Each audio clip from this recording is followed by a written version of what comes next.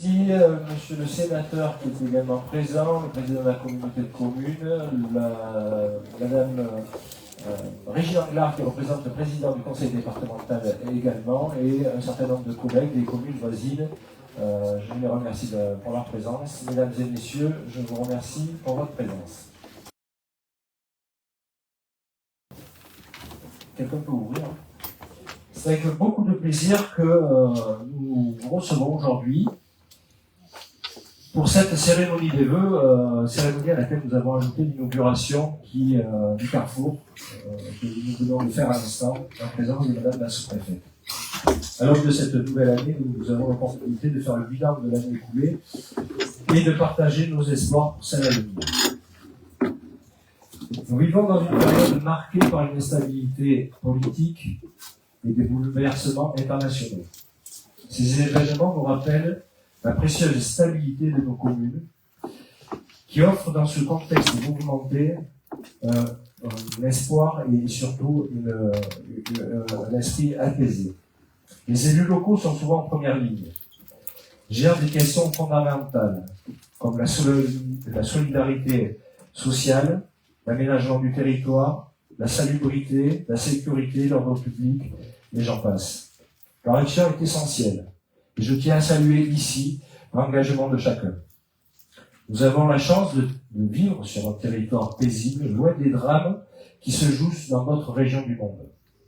Et il faut vraiment l'apprécier. Cela ne doit pas nous empêcher de rester attentifs et solidaires face aux grandes questions internationales, et notamment en affirmant notre volonté, à travers une Europe forte et unie, d'être présent sur la scène internationale. Précisons que nos commémorations officielles, comme le 8 mai, le 11 novembre, le 14 juillet, sont autant d'appels à préserver la paix. Et je vous invite également à y participer. Malgré ces diverses contraintes, notre commune a poursuivi son programme de développement et a réalisé plusieurs investissements.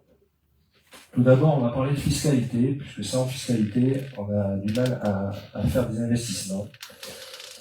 Alors, contrairement à certaines informations erronées qui ont pu circuler, être propagées, l'augmentation de la CFE est une décision de la communauté de communes et non de notre commune. Et non, je dis bien non, la CFE ne financera pas la commanderie, contrairement à ce que j'ai pu entendre à de multiples reprises. Certains commerçants ont oublié que la CFE venait abonder un fonds économique de la communauté de communes qui permettait après de subventionner notamment l'agencement de la boucherie, puisqu'il y a eu une dotation de 5 000 € de la communauté de communes à l'époque. Le département avait également financé. Donc, pour pouvoir financer, il faut avoir des recettes. Donc, cette CFE qui remplace la taxe professionnelle qui, à l'époque de la refonte fiscale, avait très très largement diminué. Aujourd'hui, est remise plus ou moins à niveau, et encore on est loin des montants payés de taxe professionnelle à l'époque. Concernant la commune, c'est la taxe foncière. Là aussi, la taxe foncière, pour l'instant, ne n'augmentera pas. Tout simplement parce que nous avons fait cet effort il y a quelques années, 3-4 ans, on avait augmenté la taxe foncière en plusieurs étapes, pour tout d'abord coller à peu près à la moyenne des strates des communes de notre canton, et d'une strate globalement, même au niveau de la région. Donc, nous n'allons pas augmenter les taxes foncières. Malgré tout, nous poursuivrons les investissements. Le premier investissement, celui qu'on vient d'inaugurer, le carrefour de la RD 62, sécurisation de ce carrefour qui était dangereux, qui avait fait l'objet d'un certain nombre d'accrochages d'ailleurs. Donc, inauguration en présence de madame la sous-préfète grâce à un financement mixte de la commune et de l'État et du département. Et je remercie également les riverains qui ont rétrocédé une partie de leur propriété pour faire cet aménagement qui comprend aujourd'hui des stationnements aux normes, des arrêts de bus sécurisés pour les enfants et l'élimination d'une habitation qui était insalubre et qui aurait pu coûter de l'argent à la collectivité si on avait dû prendre des arrêtés de péril et prendre en charge les travaux. Voilà. Donc le coût total de cette opération, c'est 397 264 €.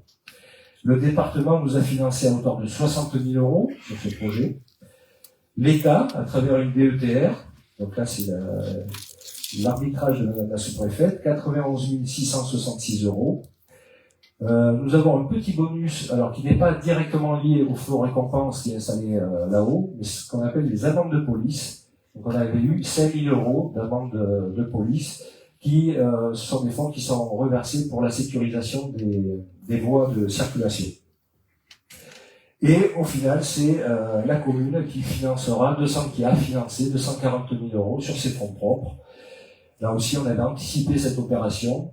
Donc, on n'a pas eu besoin d'emprunter, voilà, pour être très clair.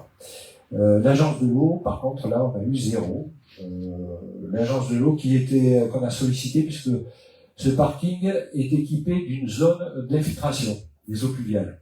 C'est ce qui, aujourd'hui, dans le cadre de la lutte contre l'imperméabilisation des sols, lutte contre la prévention des inondations, ce parking est équipé aussi bien sur la zone de parking qui est enherbée, avec une structure ouverte, que ce qui est collecté sur la voirie passe dans une zone, un bac d'infiltration, et ce bac d'infiltration est quand même relié au pluvial au cas où il viendrait à être saturé. Voilà.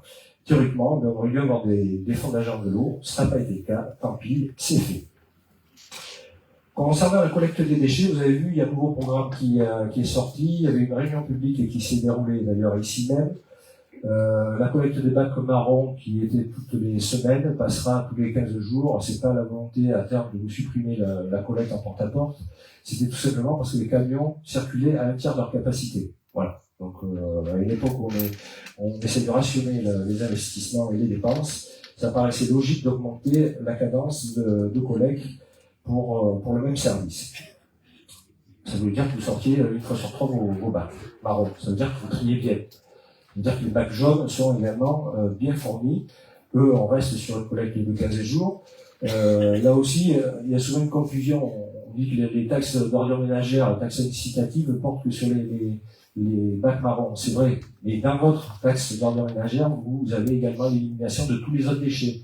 Que ce soit les verts, les bacs jaunes, qui eux ne cessent de progresser, et aussi bien la déchetterie, voilà, qui est financée par cette taxe. Sachant que dans les bacs jaunes, seulement 20% est réellement recyclé. Les 80% qui restent sont soit incinérés, soit enfouis. Alors, de moins en moins enfouis, plutôt incinérés. Ce qui veut dire que l'objectif, ce serait quand même à terme d'arriver à diminuer ces bacs jaunes. Voilà.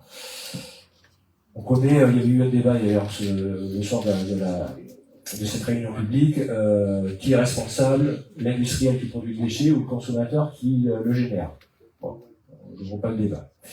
Sur la question des lotissements, là aussi on a un petit rebondissement sur le lotissement Clinton. Vous savez, ce lotissement qui est viabilisé depuis une vingtaine d'années. Il y a des discussions qui étaient en cours avec la société. On était à 2 doigts de signer un acte de rétrocession au profit de la commune. À 2 jours de la signature de l'acte, eh bien, la société s'est rétractée. C'est parti dans une procédure judiciaire entre le créancier et la société. Donc, du coup, je n'ai plus de date à vous donner concernant ce lotissement. Le deuxième lotissement, là, le projet est porté par Périgord Habitat. La construction, j'ai fait le point avec eux la semaine dernière, la construction devrait démarrer, là, dans le semestre. Mais là, c'est pareil, je ne m'engage pas pour Périgord Habitat. On verra. Et enfin, la commune, qui, sans attendre l'évolution de ces 2 précédents dossiers, la commune mettra en vente des lots du lotissement Malherbe, qui se trouve à peu près au niveau du stade, après le stade, sur votre gauche. Et là, c'est 8 lots qui seront proposés à la vente, et ça, dès que le permis d'aménager sera revenu, probablement fin juin. Voilà. Une petite information aussi sur les finances, ce qui concerne les finances de la commune, concernant les participations qu'on peut verser, celle du SDIS, donc le service départemental d'incendie et de secours, d'ailleurs que j'ai oublié de saluer pour leur présence, ainsi que la gendarmerie, excusez-moi, messieurs. Donc la participation de la commune s'élève à 31 000 €. Voilà, parce qu'on a souvent du mal à chiffrer ou avoir une idée des dépenses qui peuvent peser sur la collectivité. Voilà un exemple, 31 000 pour le SDIS, sur un budget départemental qui s'élève à près de 17 millions d'euros. Voilà. Il faut savoir que bon, les pompiers font un très gros travail, et quelquefois même viennent pallier la question du désert médical, voilà, qui n'est pas négligeable. Avec le SDIS, on a également un partenariat privilégié, puisque cette année, on renouvelle l'opération de pelage dirigé. Vous Vous savez, pour la lutte contre l'incendie, préservation des paysages, lutte contre l'embroussaillement.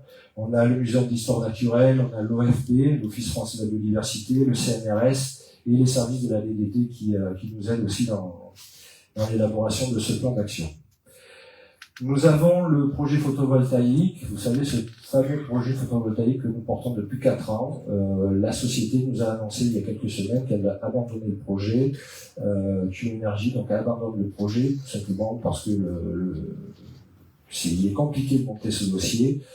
Et par conséquent, nous avons résilié les promesses de bail amphithéotique sur ce projet et nous reconsultons à ce jour 3 nouvelles sociétés pour reformuler le projet, l'adapter, puisqu'il y a une loi qui est passée sur l'agrivoltaïsme. Donc on en profitera pour adapter le projet à cette nouvelle loi, à cette nouvelle réglementation. Notre volonté reste toujours la même, de porter ce projet tout simplement pour répondre aux objectifs de la loi APR qui vise à développer les énergies renouvelables. Donc ça, on ne change pas de cap à ce niveau, sachant qu'on est en retard au niveau national. Voilà, il y a des objectifs qui étaient fixés et les projets ont du mal à sortir. La preuve, le premier n'est pas sorti, le second, j'espère qu'il sortira. Et accessoirement, il pourrait nous rapporter entre 50 et 70 000 euros de recettes annuelles, à la fois sur des recettes locatives et sur des recettes fiscales. La voirie, c'est pareil, c'est des dépenses qu'on a régulièrement. On y consacre entre 15 et 20 000 euros par an. L'année dernière, on a fait une petite enveloppe, on n'était pas loin des 9 000 euros. Mais bon, cette année, 2025, je pense qu'on va repartir sur une enveloppe de 20 voire 25 000 euros. Sur l'aménagement et notamment l'agenda 2030, vous avez vu, on a poursuivi la végétalisation des espaces imperméabilisés. On a végétalisé la cour des écoles, la place centrale. Alors ça a surpris quelques-uns de retrouver des arbres, de ne pas pouvoir se garer en travers comme ils faisaient autrefois. Ben voilà, vous aurez bientôt à terme des arbres pour vous abriter vos véhicules en période de canicule, ce qui permettra aussi d'abaisser la température ambiante. Dans le cadre de cet agenda 2030, donc il y a souvent des bénévoles, et je les remercie, souvent des bénévoles qui portent les actions et qui donnent de leur temps. Nous avons également dans cet agenda 2030 les jardins familiaux qui fonctionnent très bien. C'est toujours agréable de voir ces jardins fleuris et animés au printemps. Avec ce verger conservatoire aussi qui est en place avec un certain nombre de collections de variétés anciennes. Sur la question de l'évolution du droit de l'urbanisme, je vous en avais parlé l'année dernière, donc ça c'est une compétence de la communauté de communes. Le PADD, plan d'aménagement et de développement durable, est en cours d'élaboration avec la contrainte du ZAN. Vous vous souvenez, je vous avais dit que les surfaces constructibles seraient réduites dans l'objectif de préserver la consommation des espaces fonciers et agricoles surtout. Donc on n'y coupera pas. On avait déjà subi une coupe sévère quand on était passé du POS au PLU. Là, quand on est passé du PLU au PLUI, eh bien, il y aura sûrement de nouvelles coupes. Malgré tout, j'ai fait le point avec les services de l'urbanisme la semaine dernière et je les remercie. Ils ont bien pris en compte toutes les remarques qu'on avait faites et toutes vos sollicitations. Donc voilà, tout ça c'est bien dans le dossier et ça sera traité en temps utile. Quand on est sur les compétences de la communauté de communes, certains ont dû remarquer, s'ils fréquentent les chemins les mois d'août, le chemin de la Grézelle en allant sur Poli a été aménagé. Alors, ça a été aménagé sur une parcelle qu'on avait achetée il y a 3-4 ans également, en prévision du développement de ces véloroutes voies vertes. Et vous avez écoutez, un très bel aménagement qui nous permet d'aller jusqu'à Poli. Donc ceux qui souhaiteraient aller à Poli à vélo, vous pouvez profiter d'une chaussée en calcaire de très bonne qualité. Et je remercie la communauté de communes et les services d'ailleurs qui ont pris en main ce dossier. Un autre axe viendra, celui de la vallée des Airs. Là aussi, il y a peut-être des cadrages à faire, mais ça, on verra le moment venu. Ça ne tardera pas à venir. Je ne vais pas faire le point de toutes les compétences de la communauté de communes, sachant que le président a vu le programme qu'il y a, ne pourra pas prendre la parole. Je vous invite plutôt à aller à ces vœux, qui sont le 23 janvier à Terrasson. En tous les cas, je remercie pour la collaboration qu'on a et les travaux qui sont menés sur la commune par la communauté de communes, puisque la communauté de communes a un certain nombre de compétences non négligeables et qui apportent des services au territoire, et notamment le bus France Service que l'on a, qui vient régulièrement sur notre territoire.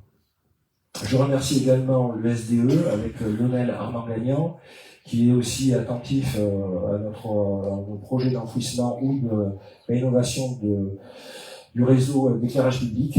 Donc merci pour toutes les attentions qu'il porte à nos dossiers. Je remercie également Jean Desmaisons, qui est président du SIAP, syndicat d'adduction d'eau potable. Là aussi, c'est un gros syndicat avec de grosses charges, de gros investissements. Je leur souhaite aussi beaucoup de courage parce que c'est quand même une problématique, la ressource en eau pour les années à venir et les charges d'investissement qu'ils ont à assumer, les uns comme les autres. Diverses acquisitions vont être réalisées là, dans le mois qui vient. Alors, ça fait un moment que j'aurais préféré qu'elles arrivent un peu plus tôt, mais bon, malheureusement, les dossiers étaient empilés sur le bureau du notaire. On devrait signer ça la semaine prochaine. Et certains vous avez recevoir même des procurations pour régulariser des petits bouts de voirie. Et je vous avais promis qu'on réglerait ça. Donc voilà, ces petites régularisations vont arriver. Donc c'est pour ça que j'ai reçu un certain nombre de courriers pour qu'on puisse mettre ça au clair. On va en venir aux gros investissements. Je vais commencer par le moulin. Le moulin de la commanderie. Donc déjà, je ne sais pas si vous vous souvenez, je remercie la sous-préfète qui nous avait ouvert la turbine du moulin. Vous avez fait l'honneur de démarrer cette turbine qui n'avait pas fonctionné depuis 50 ans. Voilà. Mais ça ne s'est pas fait tout seul. Non pas avec la sous-préfète, mais plutôt les travaux préparatoires. Et là, je remercie tous les bénévoles, parce que là, ça n'a pas coûté un centime à la commune. Je remercie tous les bénévoles qui ont travaillé aussi bien sur le bief que sur le moulin, et notamment à 2 mécaniciens qui nous ont démonté la turbine, qui est une pièce de collection, qui ont tout remis en état, qui ont traité, qui ont usiné même des pièces, et qui ont permis à Madame la sous-préfète de nous redémarrer cette turbine à l'occasion de la fête médiévale. Alors, bien entendu, le programme de restauration, toiture et gros œuvres est inclus dans le plan de financement que je vais vous développer tout à l'heure, qui concerne le site global de la commanderie. Concernant la commanderie, permettez-moi de clarifier un point important aussi. C'est un édifice patrimonial qui appartient à la commune, et parfois souvent confondu avec un établissement commercial situé à proximité, le restaurant nommé l'hôtellerie de la commanderie. Je tiens à souligner d'abord que cet établissement n'a pas de lien historique spécifique avec la commanderie, d'ailleurs pas plus que le village, et qu'il n'est pas géré par la mairie. Voilà, que ce soit clair. Certaines conclusions ont pu induire en erreur et détourner l'attention du véritable site historique que nous avons à cœur de restaurer et de valoriser. Ce site emblématique, qui est le reflet de l'identité de notre village, qui fait aujourd'hui l'objet d'un programme de restauration mûrement réfléchi. Ce patrimoine remarquable a tout de même été récompensé, a été lauréat du Loto du patrimoine. Ce projet est également soutenu par des fonds européens, des fonds de l'État, de la région Nouvelle-Aquitaine, du département et même de la communauté de communes lors de l'acquisition. Voilà. Donc c'est quand même un projet important, soutenu par diverses structures. Et je tiens aussi à remercier tous les donateurs, puisqu'on voit encore arriver aujourd'hui, à travers la collecte de la Fondation du patrimoine, des dons privés qui arrivent petit à petit. On va approcher les 20 000 euros très rapidement, je pense. Donc je remercie ces donateurs. J'en profite à l'occasion. Tout à l'heure, nous aurons sûrement des dépliants pour cette collecte qui vous permet aussi de défiscaliser ce don. Voilà, ce n'est pas négligeable également. Et donc je remercie aussi là tous ces bénévoles qui ont travaillé depuis 5-6 ans sur le site de la commanderie, qui ont passé un certain nombre de leurs week-ends à travailler, à porter de lourdes charges, à évacuer un certain nombre de déchets. Je les remercie pour ce travail effectué pour le compte de la commune et de la collectivité en général, et ceci à moindre coût. Et d'ailleurs, je vous annonce qu'on redémarrera des programmes de réhabilitation de chantiers collectifs, cette fois-ci à l'intérieur mais sous couvert de l'architecte et du coordinateur STS, enfin sécurité si vous voulez. Donc ce ne sera pas fait comme ça n'importe comment. Concernant le plan de financement de ce projet global de restauration du site de la commanderie, nous avons mené plusieurs étapes de consultation dans le cadre des marchés publics. C'est des procédures qui sont longues, mais très encadrées. On peut penser qu'on va arriver à une somme globale de 4,3 millions. Donc on a bien abaissé le montant de la facture globale, mais je tiens à préciser que ça concerne tout le site. C'est-à-dire le moulin, le bâtiment historique de la commanderie avec sa tour, et tous les bâtiments annexes. L'État, à divers titres, je vais vous le détailler tout à l'heure, la DRAC, la région Nouvelle-Aquitaine, l'Europe, par le biais du fonds Leader, participeront au financement de cette restauration. La commune investira également des fonds propres, comme on l'a fait sur le parking tout à l'heure, puisque nous avons également anticipé cette opération. Mais malgré tout, nous serons obligés de recourir à un emprunt d'environ 2 millions d'euros pour assurer le parfait achèvement sur la totalité du projet. Et j'y reviendrai tout à l'heure, je vous expliquerai l'obligation qui pèse sur nous. Ce programme de restauration, bien sûr, il sera amorti sur 40 ans, notamment le financement. Alors rien d'exceptionnel, hein. Un bâtiment comme ça, comptablement, il s'amortit sur une quarantaine d'années, voire plus. La station d'épuration qu'on a fait il y a une vingtaine d'années, elle a été amortie sur 50 ans. Les réseaux d'assainissement d'eau pluviale s'amortit sur 20-25 ans. Voilà, on travaille sur des projets à long terme et qui, forcément, se financent sur le long terme. Si on reprend l'histoire de la commanderie, sachez que tous les 100-150 ans, il y a eu de lourds travaux. Voilà, donc si on est sur des périodes longues, chaque investissement aura sa durée d'utilisation. Donc la dernière, je crois que c'était la grosse réparation, c'était suite à la Révolution, où un certain nombre de dégradations avaient été faites, le mobilier brûlé, enfin tout avait été saccagé. Voilà, donc souhaitons à la commanderie, après cette phase de travaux, 150 années d'usage paisible. Alors ces gros investissements, c'est aussi un soutien direct à l'emploi local. Ça, il ne faut pas l'oublier. Puisqu'une grande majorité des entreprises qui sont retenues sont du tissu économique local. Je tiens à remercier d'ailleurs la présence de l'entreprise Bambou et des Compagnons Réunis. Ici présents, je ne vois pas d'autres entreprises. Ils n'ont pas été retenus par l'action du Saint-Esprit. Hein. Comme je vous le disais tout à l'heure, on est dans le cadre de marché public avec des règles très contraignantes, très précises, très encadrées. On les a retenus d'ailleurs dans un premier temps pour leurs compétences et leur savoir-faire. Alors le fait de les faire travailler, c'est aussi assurer la pérennité du savoir-faire dans ces entreprises qui se transmettra au fil des générations. On les a retenues également parce qu'elles étaient compétitives et les mieux-disantes en termes de prix. Ça veut dire aussi qu'elles ont travaillé leur dossier. Alors je ne parlerai pas de celles qui ont été exclues très rapidement parce qu'elles pensent que les collectivités ont des moyens non limités et qu'on peut surfacturer. Voilà. Sur le financement, je vais vous lister cette fois-ci tous ceux qui participent directement à cette opération. Alors bien sûr, le bénévolat n'est pas estimé là-dedans, c'est peut-être un exercice qu'on pourrait faire un jour. L'Europe, tout d'abord, à travers le fonds Leader, 125 000 euros. Il y a un deuxième dossier qui est encore en préparation, Sylvain Delahaye y travaille, qui permettra peut-être d'obtenir une nouvelle enveloppe d'ici la deuxième ou troisième tranche. Tout d'abord, l'État, à travers la DRAC, Direction Régionale des Affaires Culturelles, qui est spécifique, qui se concentre sur les monuments historiques, nous avons une première tranche de 231 600 euros.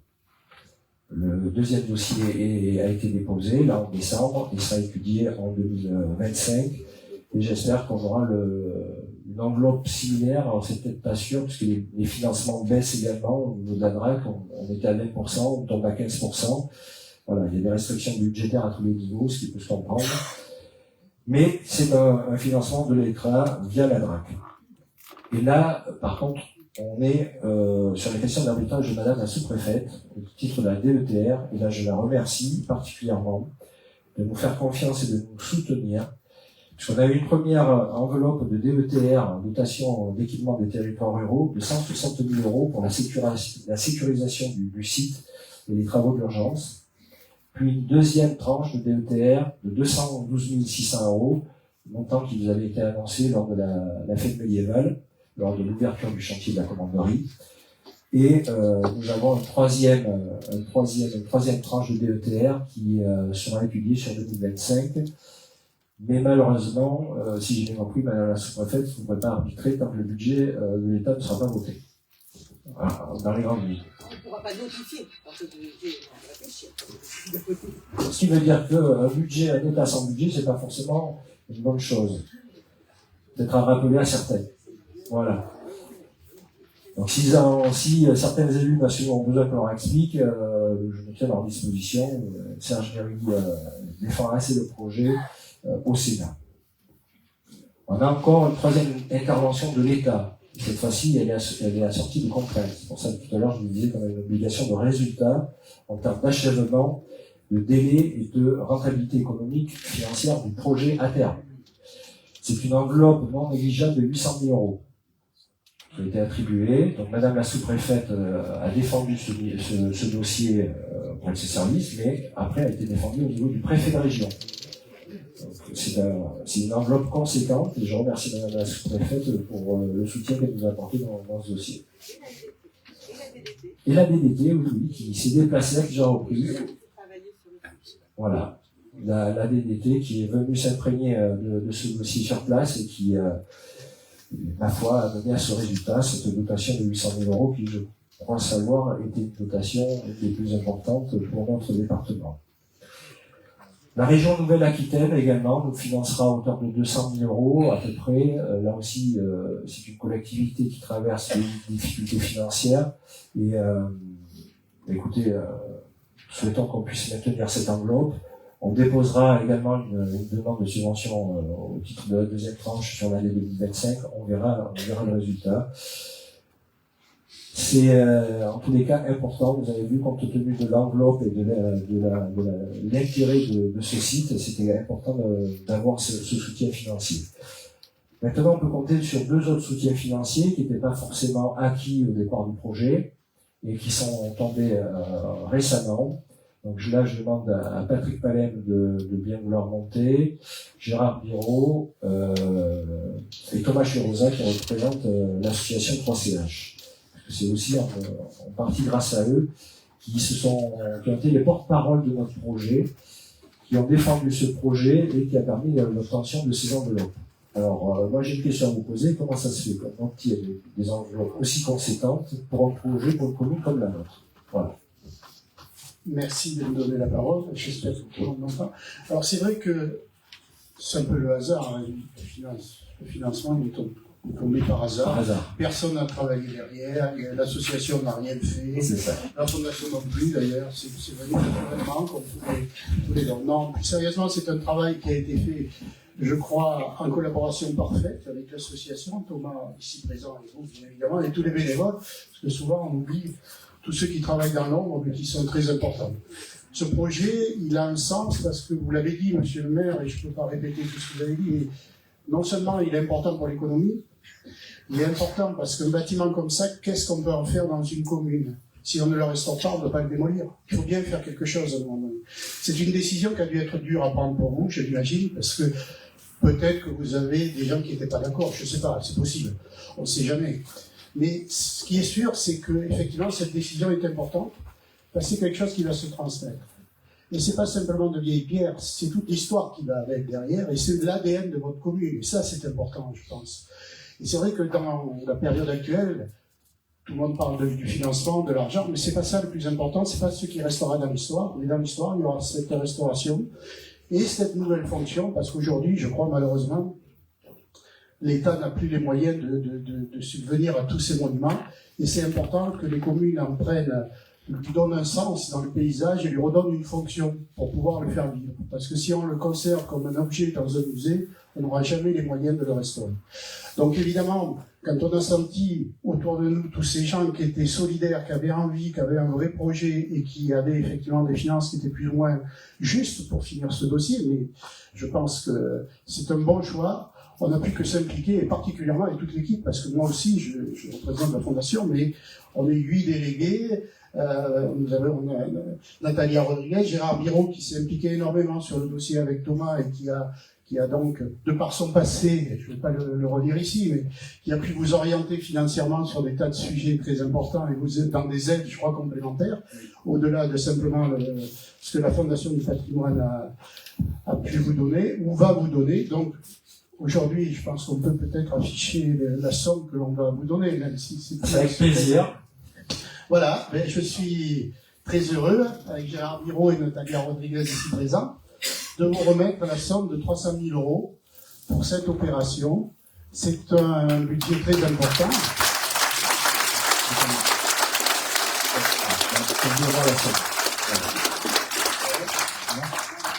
C'est le budget le plus important que l'on a sur un département. C'est ce que la Fondation du patrimoine, c'est avec l'aide de Stéphane Bern et le Loto, évidemment. Donc, il faut dire qu'il n'y a pas beaucoup d'argent public dedans, si ce n'est quand il y a la défiscalisation qui est importante, qu'il faut prendre en compte, parce que, tu vois, madame la sous-préfète, sinon, va être furieuse, parce que je ne parle pas de la défiscalisation, donc autant tout de suite le dire. Mais c'est vrai que cet argent-là, c'est de l'argent privé, évidemment, et c'est pour ça qu'aussi, c'est bien de participer à, vous avez vu l'élan, évidemment, c'est un autre élan, mais Notre-Dame de Paris, où il y a eu un élan, je ne parle pas des grands mécènes, c'est un autre débat de défiscalisation, mais vous avez plus de 3 millions qui ont été donnés par des petits porteurs à hauteur de 10 ou 20 €, mais ils ont participé. Et c'est ça qui reste important. C'est ce geste qui est important, quelle que soit la somme. Effectivement, M. le maire en a parlé tout à l'heure, il faut continuer, parce que je crois qu'il y a quand même encore des financements à trouver, et c'est toujours important de pouvoir participer. Donc voilà, ce chèque qui est le maximum que l'on peut avoir dans un département. On est très heureux parce que au niveau de la Dordogne, on a donné cette année en aide directe 1,2 million, ce qui est énorme, quand même, c'est jamais arrivé. On a multiplié par 2 les dons qui ont été donnés. Bon, aujourd'hui, c'est 300 000 € ici, et nous en sommes ravis parce que mon passé m'amène à parler du patrimoine. J'ai travaillé 40 ans dans le patrimoine, donc j'ai une certaine passion pour les monuments, mais je ne vais pas rentrer dans le détail. Mais c'est vrai que c'est un vrai plaisir parce que c'est un projet, monsieur le maire l'a dit, c'est la suite du savoir-faire aussi des gens, la formation qui disparaît aujourd'hui, les aides qui évidemment disparaissent aussi pour les apprentissages, etc. Donc tout ça c'est des compléments et c'est très bien. Voilà, je suis ravi de pouvoir remettre ça au nom de la Fondation. Eh bien, écoutez, je vous remercie. C'est pour la collectivité. Donc, merci à tous pour le travail effectué, sachant que la collecte qui est encore en cours, qui se déroule, qui va durer encore un an et demi, on voit régulièrement des dons arriver de 100, 150 €, 200, quelquefois plus. Écoutez, merci à tous ces donateurs, puisque ça se retrouvera, c'est une enveloppe supplémentaire qu'on espère de 50 000 €, plus un bonus de la Fondation du patrimoine, 60 000 €, voilà. Je vous encourage à poursuivre cet effort qui est collectif. Je vous remercie. Là, je vais donner la parole à Thomas. Thomas, qui est président de l'association 3CH, que vous connaissez tous. Si vous suivez les conférences de qualité qui sont faites aussi bien sur la commanderie que sur l'histoire du Périgord, vous le verrez. Et cette association qui avait été créée sous l'impulsion de la commune, pour être clair, joue son rôle et, comme l'a dit Patrick tout à l'heure, est allé à la recherche de certains financements. Et là, Thomas, je te laisse la parole. Oui, merci Stéphane. Effectivement, bonjour à tous. On est très content de participer à ce projet auprès des élus, auprès de la municipalité. Effectivement, cette association qui a été fondée par plusieurs élus de la commune. Je pense à Patrick, à Sylvain, à Laure, à Philippe, à toi également Stéphane. On est très content d'être associés à vous. Le conseil d'administration, c'est 11 personnes pour cette association. Nous sommes très contents aussi de participer aux côtés d'autres animations de la commune et qui sont aussi très importante pour tout ce qui se passe, tout ce qui s'organise autour de la commanderie, comme on a l'animation et dit aussi, et puis tous les bénévoles bien sûr. Et tout ça du coup, ça permet de communiquer, de faire parler de ce projet, d'animer aussi les lieux. C'est l'objet de l'association 3CH. Son objet c'est d'animer les lieux et son environnement, et également d'aller à la recherche de fonds en soutien à ce projet de restauration porté par la commune.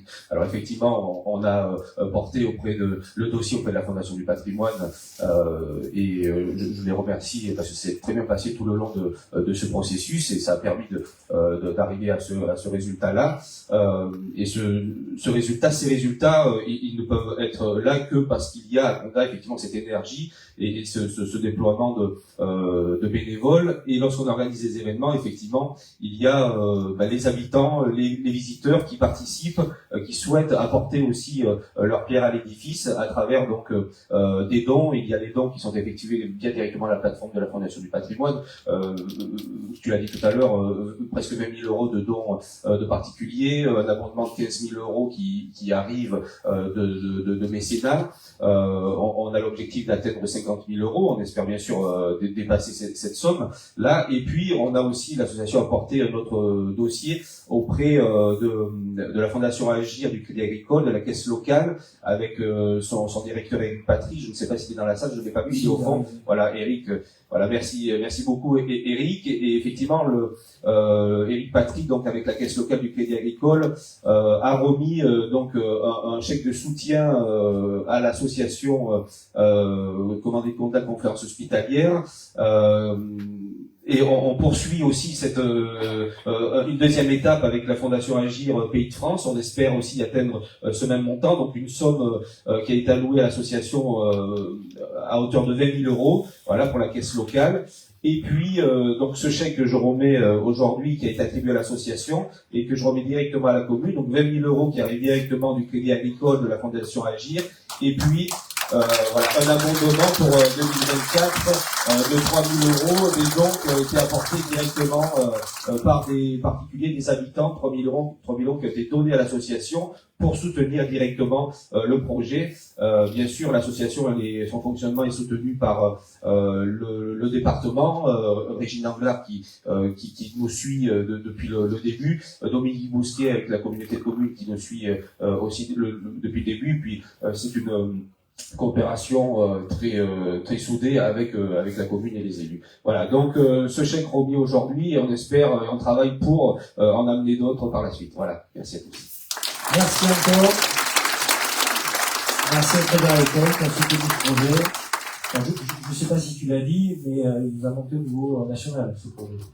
Pays de France. Voilà. Pays de France qui devrait, si tout va bien, s'il est bien présenté, le directeur me dit oui là-bas, s'il est bien présenté, devrait nous permettre de doubler la somme. Voilà. Donc merci à tous pour la confiance, l'investissement et puis le résultat de ces financements apportés à la commune. Vous portez à la commune et aux habitants. Voilà, on va s'approcher vers la fin. Je vais quand même remercier les commerçants qui sont actifs sur notre commune et qui participent au bien du territoire. Je pense à la coiffeuse, à l'épicerie bar, qui fait un gros travail aussi de lien social, de service aux personnes. Donc malheureusement, il va prendre sa retraite. Mais le successeur qui devrait arriver au mois de mars m'a l'air très bien, donc je pense qu'on aura un bon relais là sans problème. Je tiens à remercier également les professions paramédicales qui sont dans la maison communale, qui aussi apportent un service à la population très appréciable. L'équipe devrait s'étoffer encore un peu cette année si tout va bien, courant 2025. Je remercie également la boucherie pour le soutien particulier qu'elle a au profit de la collectivité et du conseil municipal. Je remercie les carrières ici présentes, représentées.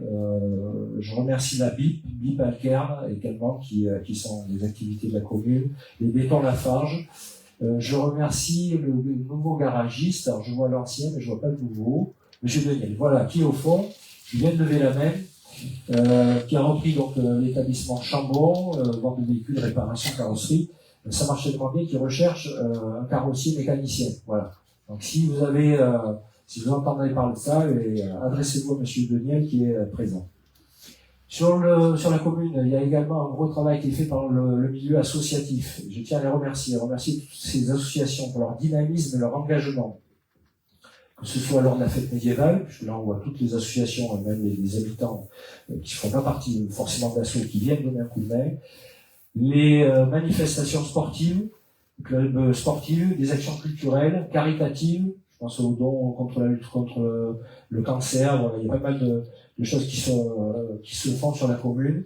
Elles jouent un rôle essentiel dans l'animation et le lien social de notre village. Et j'invite chacun d'entre vous à participer à ces manifestations. Alors je vais les énumérer quand même, parce que c'est quand même important qu'elles soient connues. Je vais commencer par l'association communale de chasse, qui est représentée. Le trésorier qui est là-bas, ou Jean-Marie, il me semble que j'ai vu. J'avais failli les oublier l'année dernière, c'est pour ça que j'ai dit cette année je commence par eux. Voilà. L'erreur est rétablie. Voilà. Je remercie aussi notre association, le Chêne Vert, qui a porté un contrat avec la fédération de chasse et qui a permis à la collectivité de replanter une haie de plus de 100 mètres sur une propriété de la commune et qui permet de rétablir un corridor écologique entre le Colis et le massif du Peu, plus-value environnementale, donc en participation avec les enfants des écoles et tous les chasseurs de la commune. Donc quoi, tout le monde peut travailler ensemble, et vous voyez, Madame la sous-préfète, on travaille sur les plus-values environnementales sans même qu'on nous demande des compensations environnementales. Je pense au projet photovoltaïque. Ouais. On est exemplaire, mais ça fait des années qu'on mène des actions comme ça. Le club de foot, par contre, très gros club, pareil, qui me sollicite, qui me demande des fonds pour investir sur de l'investissement, et ça serait justifié. Mais voilà, ce club est dans une petite commune, donc il faudra qu'on travaille le sujet pour essayer d'apporter une réponse sur le projet d'investissement qui, comme je le dis, qui serait justifié, puisque les résultats se confirment d'année en année avec de belles performances en Coupe de France, donc ça serait une récompense. L'association de pêche aussi, qui fait un gros travail sur l'entretien du Colis depuis plus d'une vingtaine d'années. Il travaille sur l'entretien de ripisylve, l'hydromorphologie, la continuité écologique, et ceci à moindre coût, aussi bien que le syndicat. Donc là aussi, on peut les encourager. Ils nous sollicitent de temps en temps sur des opérations ponctuelles. Donc là, c'est pareil, je les félicite pour leur investissement. L'amicale laïque, bien sûr, bon, elle est en train de se restructurer un petit peu. Je remercie aussi le club de course d'orientation pour le travail qu'ils font. Là aussi, venez les voir. On a des compétiteurs qui ont évolué en régional et en national, des compétiteurs avec de bonnes conditions physiques. Hein, parce que la dernière fois que j'ai fait le circuit violet long, je peux vous dire qu'il était éprouvant. Hein. Mais en tous les cas, c'est intéressant. Et ils organiseront une compétition régionale sur 2 journées en septembre 2025. Les chasseurs sont déjà associés à ce projet. Comme quoi on travaille tous ensemble. L'association 3CH, donc on en a parlé tout à l'heure, je ne vais pas vous la représenter, mais sachez que son assemblée générale se tiendra le 1er février à 10h à la salle des fêtes ici même. Je remercie également l'association Conte d'animation, avec toutes les sections, marche nordique, baltrade, chorale, animation culturelle, caritative, la fête médiévale, tout le monde connaît, et le club d'onologie, où on a un spécialiste qui est aussi dans la salle, je ne citerai pas son nom, qui vient donner des outils pour apprécier des bons web, et tout ça avec modération, hein, je tiens à le préciser. Il y a un travail de qualité là aussi, je vous invite à y participer. Je pense que j'ai vu le tour des associations. Il y a le dernier, c'est le club de tir qui est également représenté ici et qui, même s'il est sur la commune voisine, la commune du Verdun, c'est un club de tir qui est sur le territoire de la commune et un club très bien coté puisque des tireurs sportifs viennent de tout la Nouvelle-Aquitaine, notamment pour ces pas de tir à 300 mètres où on a des compétiteurs de haut niveau là aussi. Dernière petite information, le repas des seniors aura lieu le samedi 5 avril 2025 ici même. On change la date, mais vous recevrez le compte d'atout très prochainement dans vos boîtes aux lettres. Il est en cours d'impression.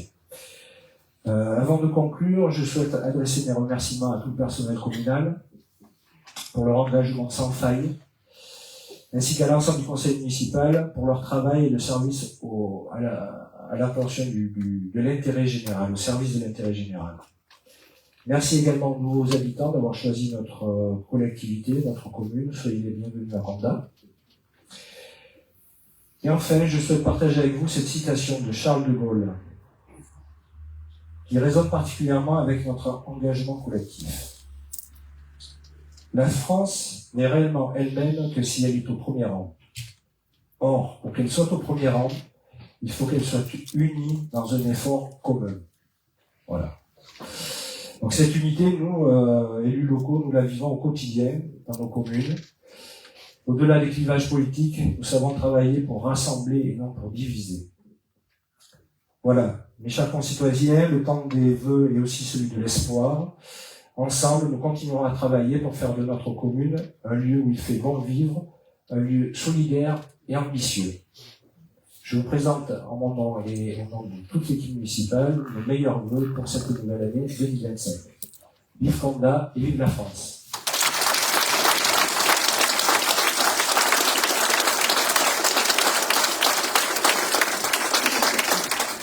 On a déjà dépassé un peu le temps, mais madame la sous-préfète, vous allez quand même nous dire un mot.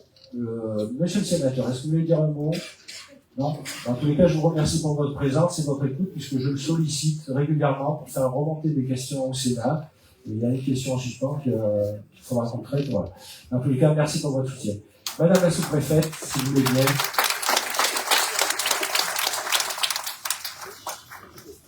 Merci, monsieur.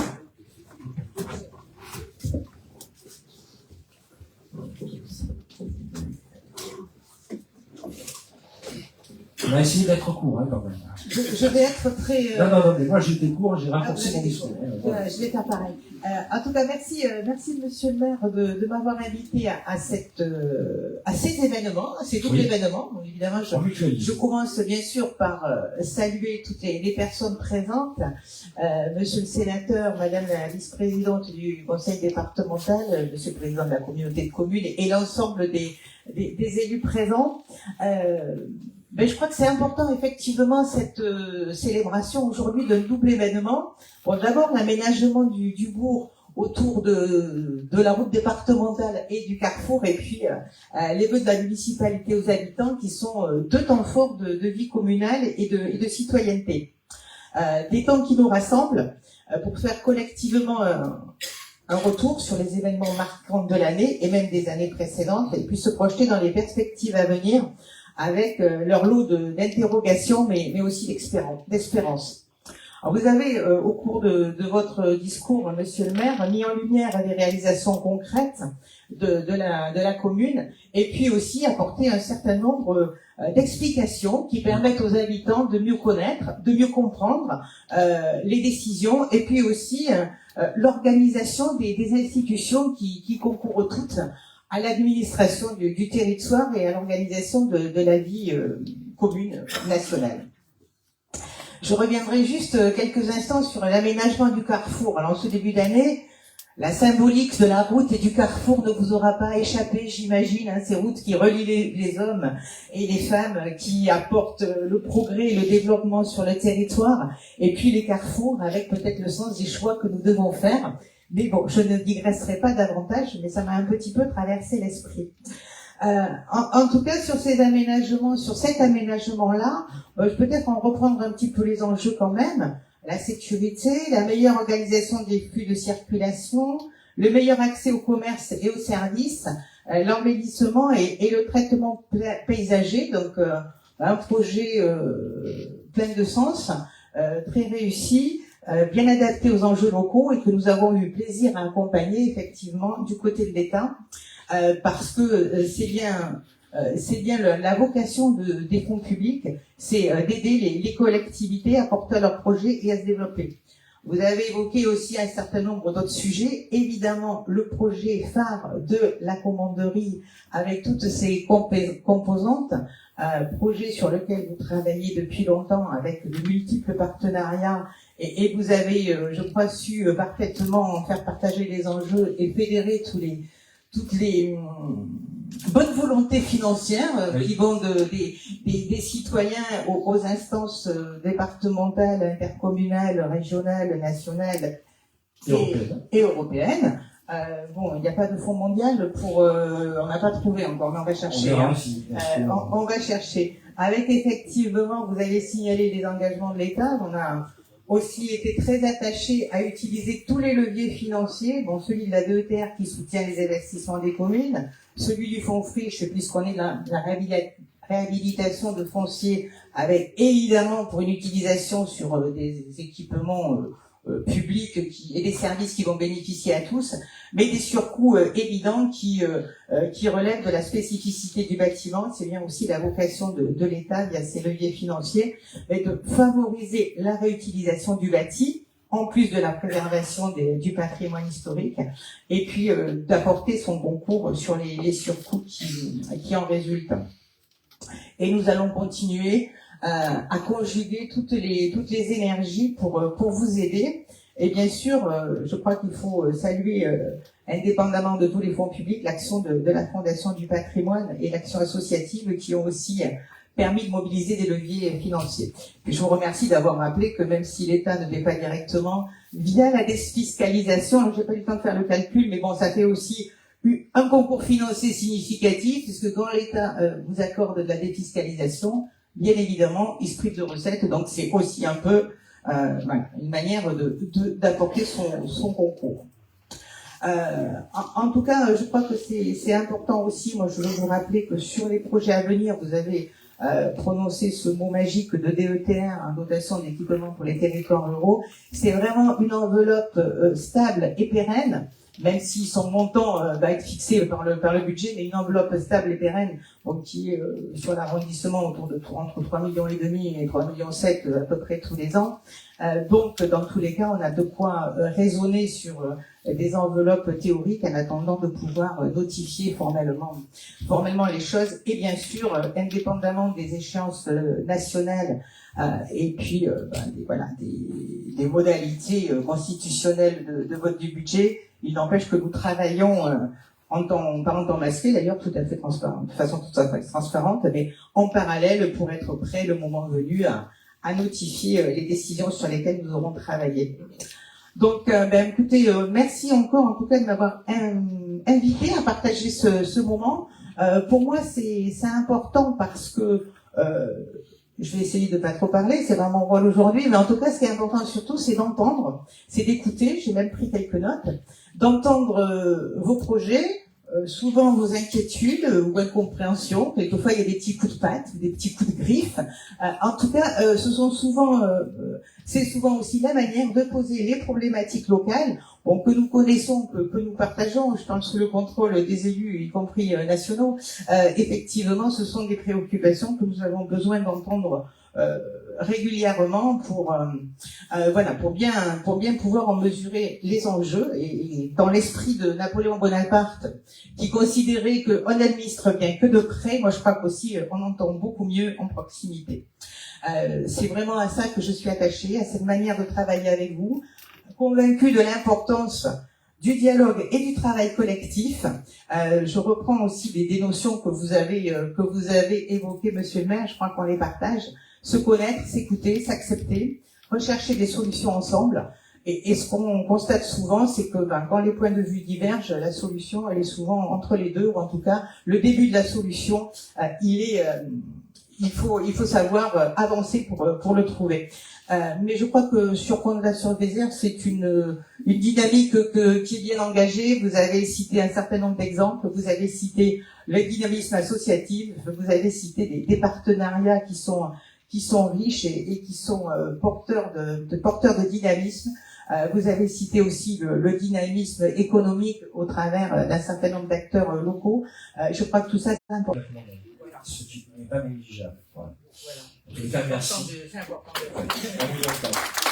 Merci en tous les cas. Bien écoutez.